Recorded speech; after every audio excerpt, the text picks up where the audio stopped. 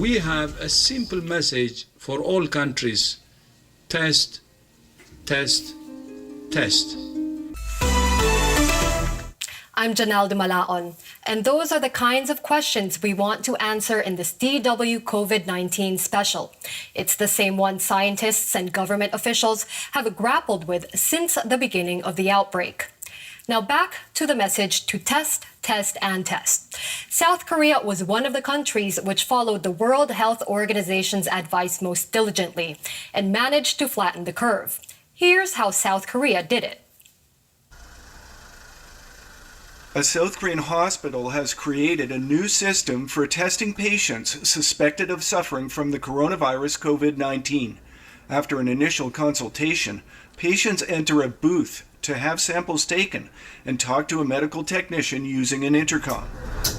Song Young-hyun had developed a fever and other cold-like symptoms and decided to get a test just to be safe.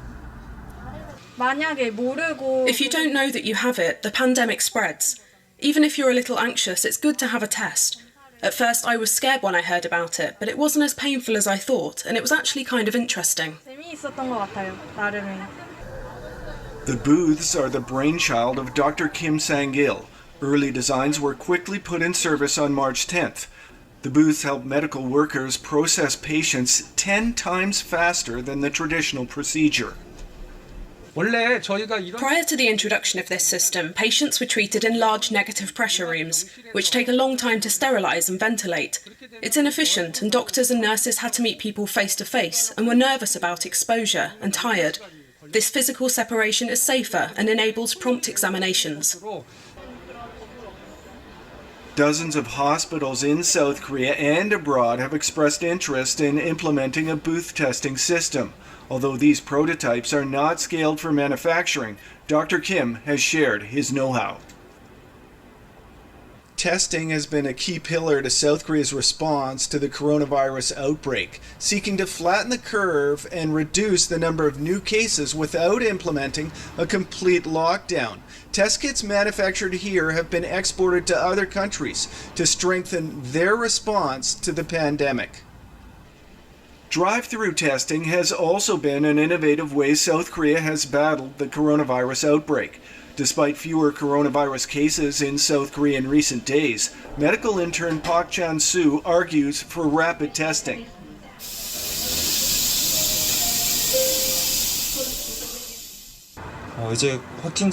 The number of confirmed persons is gradually decreasing.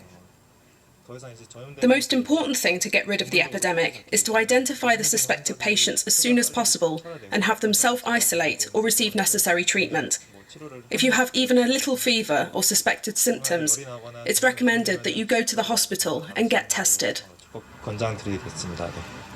After examining thousands of patients, drive-through and booth testing have only uncovered a few cases of the coronavirus, but they have offered a lot of reassurance to a nervous population.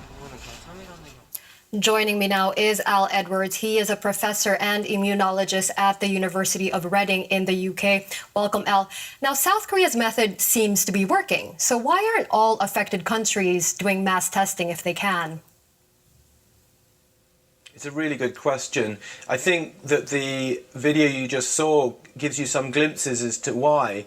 Testing itself is a very valuable tool, but it's quite labour intensive and it has to be done really carefully, because if you do testing in a way that isn't properly and safely controlled, there is a risk that you can also spread the virus or put your health workers at risk when they take those samples.